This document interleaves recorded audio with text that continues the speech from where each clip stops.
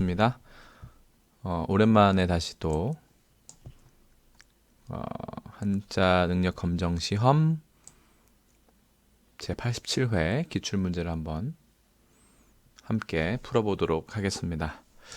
확실히 그 3급부터 거의 2급부터 그 난이도가 확실히 올라가는 것이 느껴집니다. 물론 특급, 준특급 이쪽은 이제 난이도가 훨씬 갑자기 또 건너 이제 그 위로 뛰겠지만 1급만 해도 이게 상당히 어떻게 보면 그냥 대충 설명을 해도 되는 부분도 있지만 이거를 최대한 저도 공부하면서 자세하게 설명하기 위해서는 시간이 꽤나 많이 필요했습니다. 그리고 당연히 문제를 풀면서 제가 그동안은 잘 모르고 있었던 부분도 다시 한번 공부를 해서 알게 된 부분도 상당히 많았고요. 그래서 최대한 설명을 할 수 있는 부분은 하고 해서 꼭 빨리 이걸 문제를 푼다기보다는 이 기출 문제를 통해서 한자를 조금 더 다양한 방법으로 배우고 흥미를 가질 수 있는 그런 요소를 찾아내는 것이 제가 바라보는 기출문제 풀이의 그 가장 주요한 목적이 아닐까 좀 그렇게 생각을 했습니다. 물론 아마 1급쯤 이제 시험을 준비하시는 분이나 아니면 이 영상을 보고 계신 분이라면 한자 자체가 급하다기보다는 이제 한자를 어떻게 한문이나 아니면 국어로 확장시킬 수 있을까? 아마 이 부분에 대해서도 상당히 관심이 있으실 거라고 생각이 듭니다. 그래서 뭐 부족함이 많습니다만 저도 배우는 입장에서 1급 문제를 조금 천천히 서두르지 않고 천천히 좀 풀어볼 수 있는 그런 방법을 고민해 보려고 합니다. 일단은 뭐 3급부터는 국가 공인으로 되어 있는데 볼까요? 1급도 당연히 국가 공인으로 되어 있습니다. 그렇죠? 색깔을 좀 바꾸겠습니다. 네, 돼 있고 지금 계속 코로나19로 인해 새로운 시험이 계속 연기가 되고 있죠. 이번에는 뭐 지금 제가 이 녹화를 하는 시점이 2020년 7월 16일인데 이번에는 이제 반드시 그 응시자들을 위해서 뭐 방역 조치나 아무튼 위생적인 조치를 다 취한 후에 그 시험을 시행한다고 하니까 이제 88회 문제도 곧 볼 수 있겠네요. 자, 벌써 이게 2019년 11월 23일. 아직은 1년이 좀 안 됐지만 꽤나 오랜 시간이 흘러 있습니다. 총 200문항이죠. 상당히 많습니다. 그리고 90분 동안 시험을 해야 되고 어떤 문제들이 있는지 한번 살펴보도록 하겠습니다. 이 영상을 보시는 분들 중에는 반드시 그 한자 급수 문제 시험을 응시해야겠다라고 생각하지 않는 분들도 분명히 있으실 것 같아요.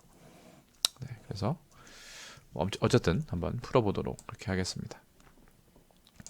1번부터 20번까지는 도금을 쓰는 문제입니다. 이거는 언제나 비슷한 유형이죠. 첫 번째 문제부터 한번 읽어보겠습니다. 그는 아이들에게 선망의 대상이 되었다. 선자 같은 경우는 부러워할 선자죠. 선망 빼고는 거의 쓰지 않는 것 같아요. 중국어에서는 그 시엔무라고 해서 선모라고 하죠. 부러워하다라고 할 때 많이 쓰긴 하는데 상당히 독특한 글자입니다. 이게 뭐 분석에 따라서는 어원이 그 양을 보고 연, 침선자라고 하는데 그렇죠? 버금차자랑 좀 다르게 생겼죠? 이게 버금차자고 얘는 삼수변이 있습니다. 이렇게 양을 보고 침을 흘린다. 그래서 맛있겠다라고 부러워하다 이런 뜻으로 됐다고 하는데 어쨌든 부러워할 선자입니다. 그리고 발할 망자죠.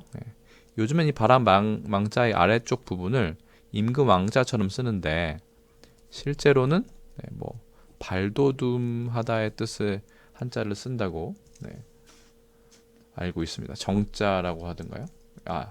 불룩하다, 발돋움하다, 뭐 임자라고 합니다. 원래 이렇게 써야 아니죠. 불룩하다 임자는 이거고 죄송합니다. 저도 헷갈려요. 얘는 이제 이렇게 써야 된다고 합니다. 이렇게. 그래서 이렇게 해서 선비사자가 있는 거는 우리가 보통 얘기하는 그 임자고요. 그렇죠? 그 다음에 얘는 흑토자 위에 이렇게 한 획이 그려진 거는 이거는 이제 발돋움할 정자 뭐 이렇게라고 합니다. 어쨌든 이렇게 써야 하는데 요즘에는 그냥 이게 그러니까 이런 건 틀린 거죠. 예를 들어서 이제 이걸 잘못 이해해서 이 임자를 여기다가 이렇게 써버리면 이거는 오히려 틀린 한자가 되고 차라리 그냥 임금왕자를 쓰던가 그렇죠? 아니면 원형을 좀 찾아서 이 정자를 이렇게 쓰시는 게 맞다고 합니다. 요즘에는 이렇게 쓰는 경우는 거의 본 적이 없는 것 같아요. 그러니까 임금왕자로 쓰셔도 문제가 없습니다. 그래서 첫 번째는 선망이 되고요. 그래서 이거 같은 경우도 그냥 선망 이렇게 읽으면 되는데 그래도 제가 할 수 있는 부분의 경우에는 설명을 좀 하려고 합니다. 저도 새롭게 배우는 것도 많았고요. 2번 보겠습니다. 선망의 대상은 여러분 잘 알고 계시죠? 2번 그는 이게 넓적다리 고자에다가 그렇죠? 그다음에 팔뚝 굉자입니다. 그러니까 팔다리가 아니라 다리 팔이네요. 그죠? 고갱의 힘을 다하고 있다라고 하는데 이건 온 힘을 다하고 있다라고 하겠죠. 그런데 넓적다리와 이 팔뚝 같은 경우는 상당히 중요한 부분이기 때문에 이게 임금이 가장 신임하는 그렇죠? 그런 신하의 뜻도 있다고 네이버 사전에 나와 있습니다. 고갱 그렇죠. 누구를 수족처럼 그렇죠? 오른팔 왼팔 이런 것처럼 상당히 중요하고 본인이 믿고 있는 신하의 뜻도 있다고 합니다. 어쨌든 고괭입니다. 그렇죠? 넓적다리고 팔뚝괭 잘 쓰이지는 않는 표현인 것 같아요. 그 다음 보겠습니다. 전쟁이 남긴 뭐겠을까요? 상처 되죠. 상처. 저는 가혹했다. 글씨가 잘 안 써지네요. 근데 지금 이 타블렛이 잘 써지진 않아도 딜레이가 좀 없는 것 같은 느낌이 있는데 그건 좀 나중에 다시 녹화가 끝나고 편집할 때 좀 봐야 될 것 같습니다. 전쟁이 남긴 상처는 가혹했다. 됐죠? 넘어가겠습니다. 5번 그에게 견책이죠. 견책, 감봉 이런 거 들어보셨을 거예요. 징계 중에 하나죠. 그래서 뒤에는 징계입니다. 파면, 파직 이런 게 가장 큰 거고 견책이라고 하면 이게 꾸짖을 견자고요. 꾸짖을 책자입니다.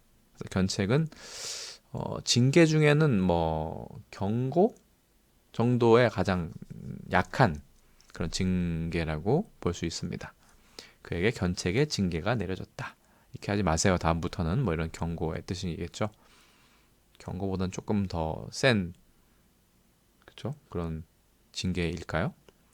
넘어가겠습니다. 아마 견책이란 말을 많이 직장인들이나 알 텐데 공무원들도 실제로 견책이 무엇인지에 대해서는 잘 모르는 경우도 있을 것 같습니다. 어려운 말이죠.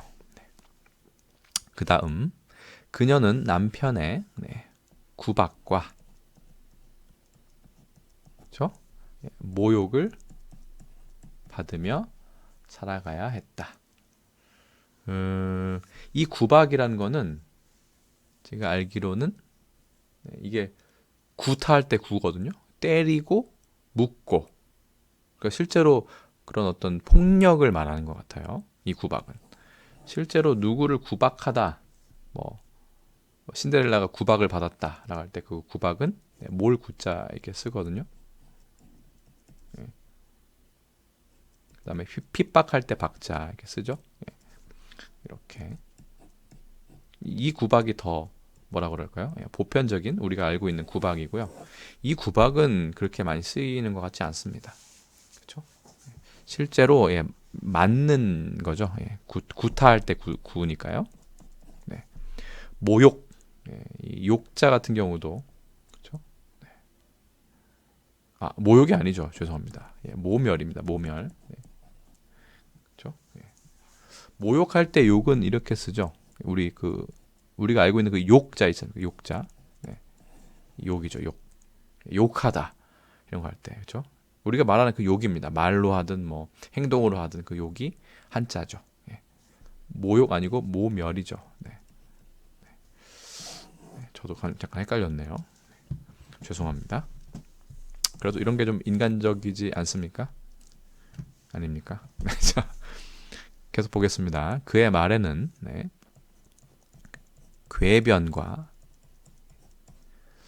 궤변이라고 하면 그죠, 말이 안 되는 어떤 그런 변명 같은 걸 말하죠. 뭔가 어그러진. 그다음에 가식. 이거는 뜻을 다 잘 아실 거기 때문에 그죠? 궤변과 가식이 너무 많다.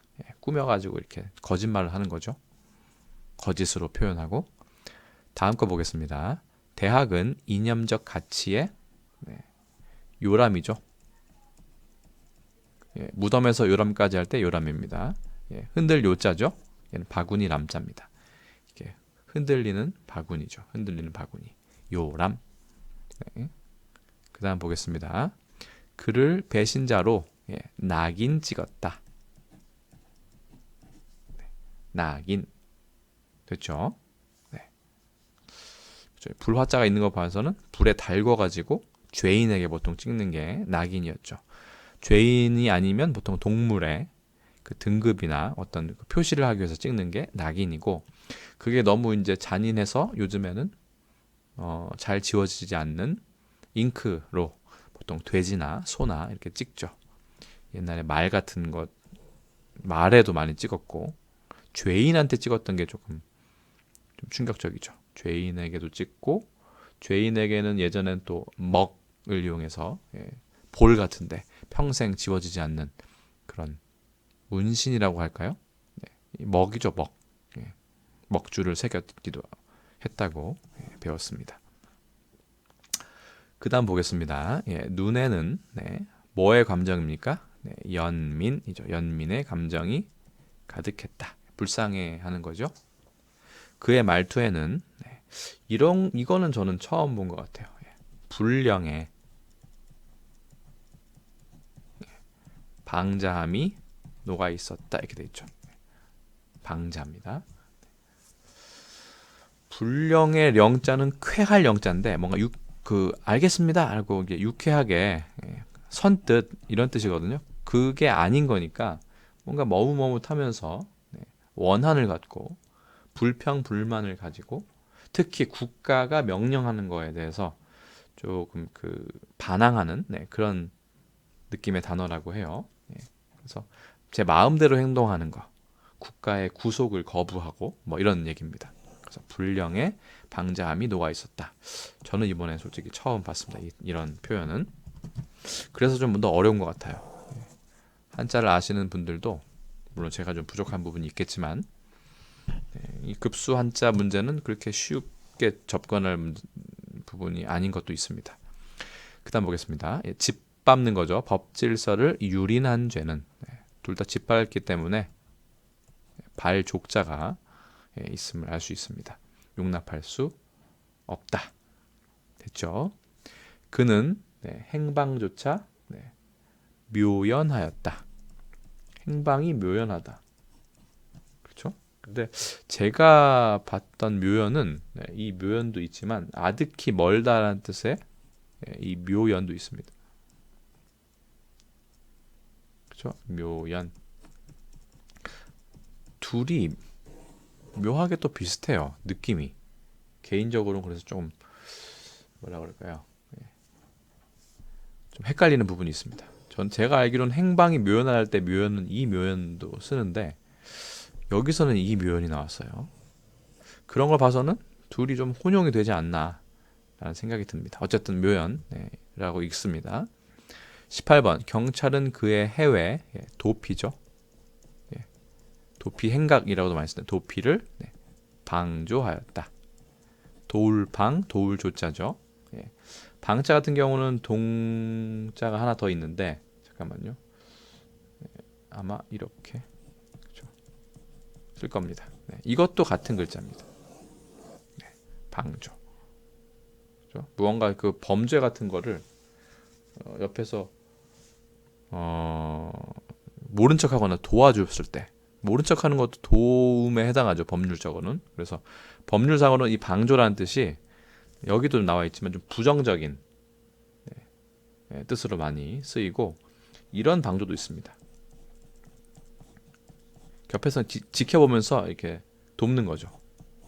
그냥 내 일이 아닌 것처럼 해가지고 그렇죠? 원래는 그렇게 하면 안 되는데 이것도 좀 비슷한 뜻이에요. 옆에서 곁에서 보면서 이렇게 도와주는 거.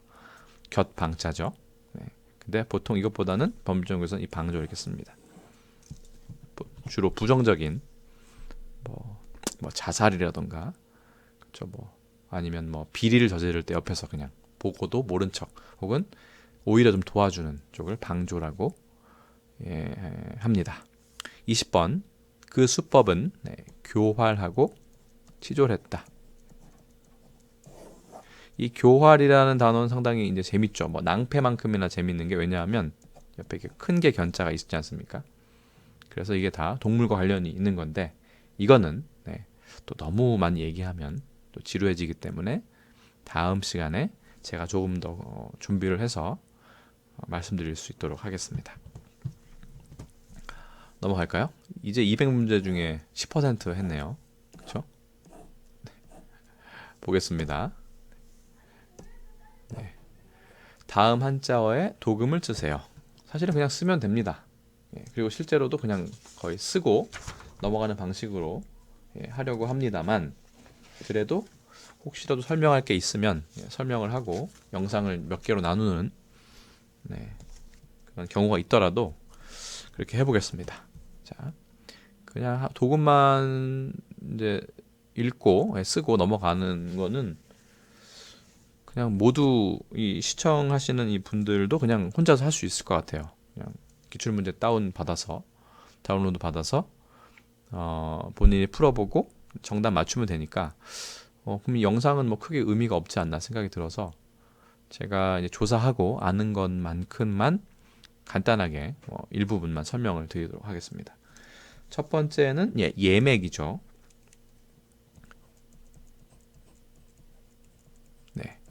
예맥이란 걸 찾아보면 이렇게 되어 있습니다. 한족, 그러니까 중국의 한족 아니고 우리나라 한국 할 때 한이죠. 한국 한자. 한족을 형성한 예족과 맥족을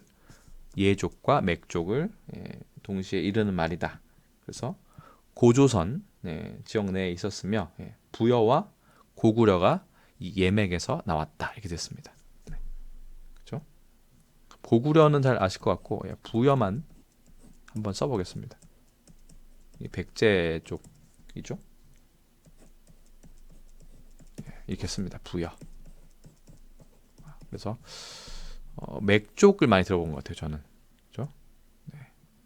뭐 불고기 같은 거 할 때 맥적 뭐 이런 것도 들어본 것 같고요. 얘는 잘 못 들어봤습니다. 그래서 얘가 예족이고 맥이 맥족이라고 합니다. 어쨌든 예맥 예전에 고조선을 형성한 우리 민족의 어떤 분파인 것 같습니다. 뭐 근원이라고 할까요? 22번 보겠습니다. 22번은 맥수입니다. 얘는 싹이거든요. 그래서 보리 싹이라는 뜻이고요. 여러분이 알고 있는 맥수지탄 할 때 그 맥수는 맥은 똑같고 그렇죠? 보리가 이제 읽는 걸 말하죠. 은나라의 기자가 그렇죠? 옛 그 은나라 이제 수도를 이제 보니까 보리가 아주 잘 자라고 있었더라. 그렇죠? 이제 은나라가 멸망을 하니까 그걸 보고 탄식을 했다. 맥수지탄 뭐 이렇게도 얘기합니다. 근데 그 맥수가 아니라 얘는 보리의 싹이라고 해요. 23번 보겠습니다.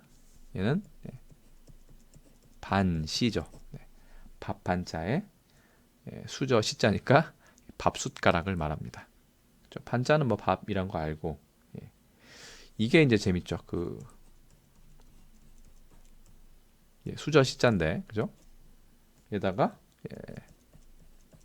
젓가락 할 때 저자가 붙으면 시저가 됩니다. 그죠? 애교 떠는 것도 시저. 아양 떠는 것 같지만 그게 아니라 이 시저에서 파생이 돼서 변화가 돼서 지금의 수저가 나왔다. 라는 것이 이제 국어사전에 실려 있습니다. 그래서 수저도 사실 어떻게 보면 한자어였다. 그렇죠? 우리 수저라고 하면 숟가락과 젓가락을 말하죠. 그렇죠. 근데 보통 수저라고 하면 숟가락만 얘기하는 그런 느낌도 있는데 사실은 숟가락과 젓가락 모두 포함한다고 합니다. 24번 보겠습니다. 24번은 피해단. 됐죠? 폐단. 자, 그리고 참고로 이렇게 생긴 글자는 무엇일까요? 당연히 수건 건자가 있기 때문에 얘는 화폐할 때 패자입니다. 돈 할 때. 인민폐 할 때도 쓰고 지폐 할 때도 쓰죠. 조금 다르기 때문에 이 부분은 잘 알아두시기 바랍니다. 25번 보겠습니다. 25번은 궐기. 이게 의외로 넘어질 궐자가 되고요. 일어날 궐자도 됩니다. 저는 이게 좀 헷갈려요. 그래서 어떻게 넘어지는 것과 일어나는 거는 둘 다 어떻게 보면 상대되는 표현인데 개념인데 둘 다 됩니다. 넘어질 궐, 일어날 궐. 그래서 궐기라고 하면 넘어졌다가 일어나는 것도 뭐 되겠고요. 그렇죠? 일어나고 또 일어나다라고 해도 될 것 같습니다. 궐기 대회 이런 거 들어보셨죠? 26번 보겠습니다. 노예할 때 예니까 종예자에다가 속할 속자입니다. 그래서 예속 이렇게 됩니다. 됐죠? 27번은 저도 이번에 처음 본 단어인데요. 어떻게 읽을까요? 연신입니다. 연진이 아니고 이게 불탈 잠깐만요. 불탄 끝 신자입니다. 불탄 끝 다 타고 남은 거. 그래서 연기가 이제 있는데 어떤 연기냐면 이제 다 타고 이제 불이 다 이제 꺼지려고 하는 거예요. 그래서 타다가 남은 연기를 연신이라고 한다라고 합니다. 신자는 저도 써보긴 써봤지만 이렇게 활용되는 거는 저도 처음 봤네요. 연신. 이 부분은 사람들이 많이 틀렸을 것 같아요. 잘 모르는 경우에 연신이라는 거. 28번은 뭡니까? 유명한 표현이죠. 계륵. 이 계륵에 대한 고사가 참 재미있는 게 있는데, 그렇죠? 후한서의 양수전에 나온다고 합니다. 그렇죠? 조조와의 일화가 유명하죠. 조조 또 누구 있나요? 하후돈이었던가요? 그런데 어쨌든 이거는 또 다음에 기회가 되면 또 설명을 제가 좀 더 준비해서 하기로 하고 오늘은 그냥 계륵으로 하겠습니다. 닭갈비죠, 닭갈비. 뭔가 좀 애매한, 버리기엔 아깝고 먹자니 또 좀 불편하거나 살이 별로 없고 여기에 대한 일화도 참 재밌는 부분이 있죠. 자, 계륵입니다. 요즘에 이거 많이 씁니다. 젊은 사람들도 많이 쓰는 것 같아요. 닭갈비란 뜻 정도까지는 알고 있을지 모르겠는데 뭐라 그러죠? 여기에 관련된 고사까지 아는 경우는 많지는 않겠죠. 29번 보겠습니다. 29번은 뭘까요? 수입니다. 이게 모을 숫자죠. 수집할 때. 그렇죠? 꼭두선이? 덩굴풀? 뭐 이런 걸 말한다고 합니다. 저 잘 모르겠어요. 이것도 모수라고 부릅니다. 자, 30번 가겠습니다. 30번은 낮을 비자에 더러울 비자죠. 그 다음에 언문 언자입니다. 비언이라고 해서 이거는 품위가 매우 낮은 말을 일컫는다고 합니다. 비언. 이것도 쉽지가 않네요. 그렇죠? 하지만 한자로는 읽을 수 있을 것 같아요. 맞죠? 비언. 넘어가겠습니다. 자, 얘는 요격이죠. 요격. 조금 확대할까요? 확대해 보겠습니다. 이게 끝이네요. 네, 이게 최대입니다. 네, 요격. 잠깐만요. 요격. 네. 기다리고 있다가 전투 같은 데서, 특히 예전 전투에서 그렇죠? 기다리고 있다가 마중 나와서 이제 도중에 이제 만나가지고 그 때리는 거죠. 네, 어디 성 같은 데 있다가 그렇죠? 여기 막 쫓아와요. 와, 그러면 성 밑에 싸우는 게 아니라 여기서 나옵니다. 그리고 이 중간쯤에 여기서 싸우는 거죠. 네, 요격하다. 요즘에는 이제 그 현대 전쟁에서는 중간에 미사일이 이렇게 그렇죠? 발사됐을 때 여기 떨어지기 전에 중간에서 네, 미사일을 요격하는 건 여기서 터트리는 거죠. 공중에서. 어쨌든 요격입니다. 32번 보겠습니다. 32번은 네, 공뭉자에다가 쓸개 담자죠. 네, 웅담. 네, 웅담입니다. 웅담. 네, 잘못 나왔는데 웅담. 네. 요즘에는 이렇게 웅담이나 곰 발바닥 이런 거 욕심내는 분들 별로 없겠죠. 예전에는 상당히 문제가 심각했습니다. 동물 학대에 해당하죠. 33번 보겠습니다. 33번은 네, 개간입니다. 개간. 그렇죠. 네. 뭐 개척해가지고 원래 없는 땅을 갈아가지고 다시 그 농사를 지을 수 있게 만드는 거죠. 척박한 땅을 네, 개간. 넘어가겠습니다. 얘는 경배인데 경배하라의 경배가 아니고요. 이거는 옥으로 만든 자리입니다. 이 옥 이름 경자 아닙니까? 그렇죠? 경배하라 할 때는 네, 이렇게 씁니다.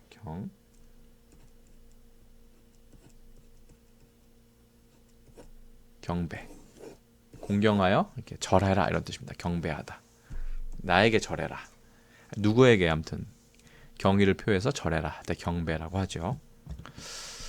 넘어가겠습니다. 35번은요. 뭘까요? 네. 축이죠. 네. 뭔가 그 이슬 같은 게 맺혀가지고 물방울 같은 게 액체 같은 게 맺힌 게 응축이라고 하죠. 뭔가 응집돼가지고 말이 좀 어렵네요. 응축. 넘어가겠습니다. 36번 뭔가요? 네. 도적적자에다가 괴짜죠. 그래서 도둑의 어떤 우두머리 괴짜니까 우두머리를 맞다. 적괴. 이것도 별로 쓰이지 않는 표현이죠. 읽을 수는 있습니다만, 그렇죠? 네. 넘어가겠습니다. 그 다음에는 뭡니까? 가끔씩 들을 수 있는 잠언이죠. 네. 잠언입니다. 네. 그래서 사전을 찾아보면 가르쳐서 훈계가 되는 말 이렇게 되어 있습니다. 잠언. 네, 됐죠? 잠언. 38번은요. 네, 발족자 있는 게 참 재밌죠. 네, 주저입니다. 상당히 우리가 많이 쓰지만 한자로는 쓰기가 어려운 표현이죠. 주저하다. 네, 주저리는 아니고요. 주저하다.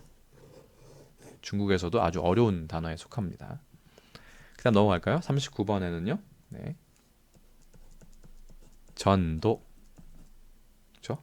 엎어져서 거꾸로 넘어지는 걸 말하죠. 전도. 네. 넘어가겠습니다. 40번에는요. 네, 어렵죠. 사촉 아니고 사주입니다. 이게 부추길 주자거든요. 그래서 남을 부추겨서 시키는 걸 말합니다. 네. 그렇죠? 살인을 사주했다. 야, 가서 네가 한번 해봐. 라고 안 좋은 부정적인 것도 그렇죠? 안 좋은 일을 시킬 때 사주한다고 하죠. 자, 넘어가겠습니다. 진애입니다. 티끌 진짜 먼지 애자 이렇게 되죠. 티끌입니다. 그래서 세상에 먼지처럼 사라지면서 속된 것들, 다 부질없는 것, 이것도 얘기를 하기도 하고 어떤 속된 것들을 말합니다. 세상에 들어가면 먼지를 뒤집어 써야 되고 산속에서 이렇게 고고하게 살면 뭔가 청정하게 살 수 있죠. 그래서 세상에 속된 것들을 일컬어서 진애라고 얘기합니다. 네. 재밌죠? 말하는 사람의 의도를 제대로 담은 단어라고 할 수 있습니다. 42번 볼까요? 42번은 네, 해학입니다. 해학적이다 들어봤죠? 네. 그래서 익살스러우면서도 익살스럽기만 한 게 아니라 그 안에서 멋이 있는 것을 해학이라고 한다고 예, 사전적 정의에 나와 있습니다. 그렇죠? 그런 농담 이렇게 쓰죠. 예, 농담. 네. 그래서 무언가 좀 익살스럽지만 그 안에 뼈가 있고 멋이 있는 그런 농담을 해학이라고 한다. 그러기 쉽지 않죠. 그렇죠? 뭔가 웃기면서도 그 안에 멋이 있고 품격이 있으면서 풍자가 되는 거 쉽지 않습니다. 그렇죠? 예. 저도 해보고 싶은데 잘 안 되네요. 이렇게는 예. 오해를 불러일으킬 수 있고 네. 오히려 재미가 없군가. 그렇죠? 너무 진지하면 또 재미가 없고 쉽지 않은 일입니다. 부러운 것 중에 하나입니다. 해학. 나중에 열심히 노력하면 이 해학의 표현을 할 수 있는 날이 오겠죠? 네. 자, 43번 보겠습니다. 이거는 미끄러질 차자에다 거꾸러질 질자입니다. 그래서 차질, 차질을 빚다. 예, 많이 들어봤죠? 그래서 미끄러져서 넘어지는 게 차질입니다. 원래는. 그래서 원래는 막 뛰어가거나 걸어가야 되는데 미끄러져 넘어지면 어떻게 되죠? 예, 뭔가 그 계획했던 것이 그대로 되지 않고 연기가 되거나 뒤로 이렇게 그죠? 밀리겠죠. 그래서 차질, 미끄러져 넘어진다. 재미있는 표현입니다. 우리 많이 쓰죠. 차질이라는 말도. 물론 쉬운 표현은 아니지만 계속 보죠. 44번. 네. 얘는 도 참자입니다. 참자는 예언 참자고요. 도자는 아시다시피 그림 도자입니다. 그래서 사전을 찾아보면 이렇게 되어 있습니다. 미래의 길흉에 관해서 예언하는 술법이나 또는 그러한 내용이 적힌 책. 그래서 도참을 도록이라고도 한다고 사전에 되어 있습니다. 록자가 특이해요.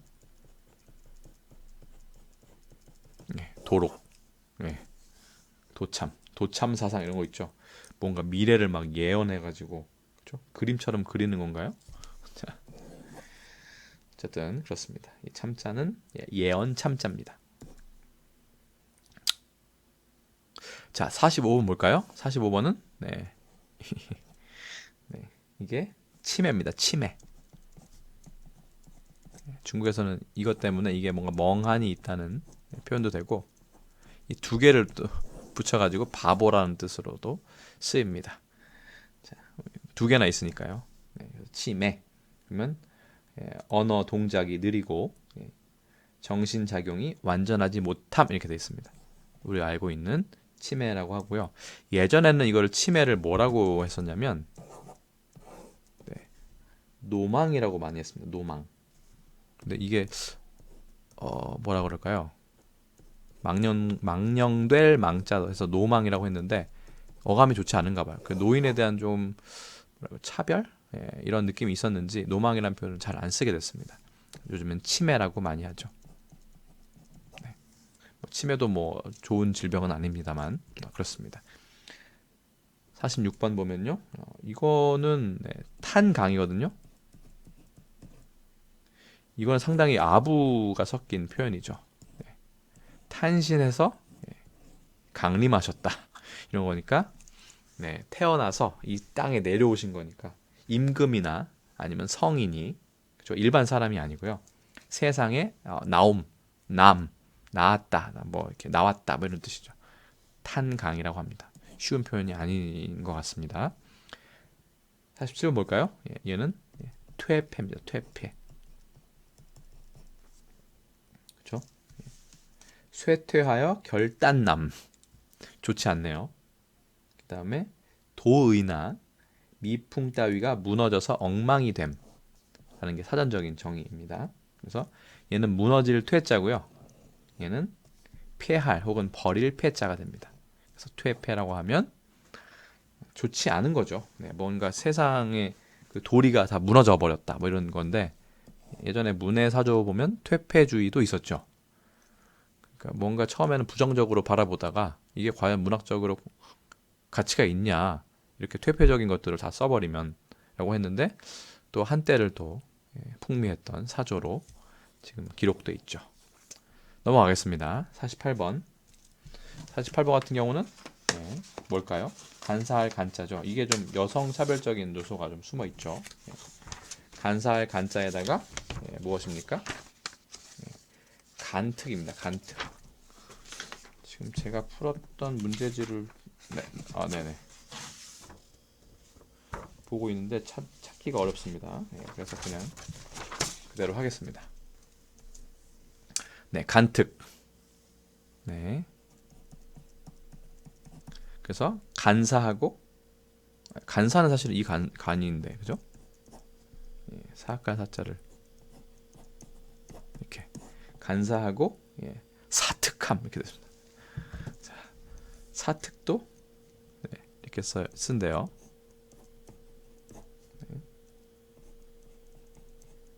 아이고 이게 먼저 써야 되는데 그죠? 참 옳은 우자가 참 어려워요. 간사하고 사특함 이게 간특이래요. 참 어렵죠. 네, 어렵습니다. 49번 보겠습니다. 49번은 천착입니다. 착자가 정말 복잡하게 생겼죠. 구멍을 뚫는다는 뜻이에요. 그렇죠? 뚫을 천자에다가 뚫을 착자거든요. 그래서 구멍을 뚫는데 보통 드릴 같은 걸로 뚫죠. 그런데 그걸 더 깊이 한다는 데서 착안해서 비유적인 뜻으로 학문이요 깊이 연구함.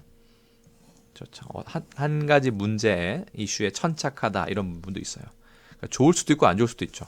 너무 집착하는 걸 수도 있고 천착. 그래도 좀 긍정적인 의미로 많이 씁니다. 착자 어렵죠. 한번 써볼까요? 착자. 착자가 이게 쉽지가 않습니다. 그렇죠? 그다음에 하고 이렇게 하고 쇠금자까지 쓰는 게 쉽지가 않아요. 그래서 천착 됐고요. 50번은 뭔가요? 50번은 허물 하자에다가 또 허물 자자죠. 그래서 하자, 하자 보수, 하자가 있다라고 할 때 많이 쓰죠. 얘 같은 경우는 옥에 흠이 있는 것 같고요. 그렇죠? 옥자가 보이죠. 이거는 무슨 병에 걸린 것 같아요. 그죠? 그래서 이것도 어원을 따지면 또 깊이 들어올 수 있겠지만 그건 또 제가 다음에 또 더 자세하게 조사해보고 설명해 드리도록 그렇게 하겠습니다. 그래서 이 하자 같은 경우는 흠이나 결점을 나타내죠. 아이고 지금 끝쪽이라 잘 안 되네요. 하자. 일단은 200문제 중에 4분의 1 정도만 먼저 해야겠네요. 오늘은 그래서 여기까지 하겠습니다. 그래서 1부에서는 여기까지 하고요. 2부 다음 영상부터는 또 51번 한자의 훈음을 쓰는 문제네요. 이것도 사실은 꽤나 까다롭죠. 그래서 오늘은 여기까지 하도록 하겠습니다. 여러분들 고생하셨고 저는 또 다음 영상에서 인사드리겠습니다. 수고하셨습니다.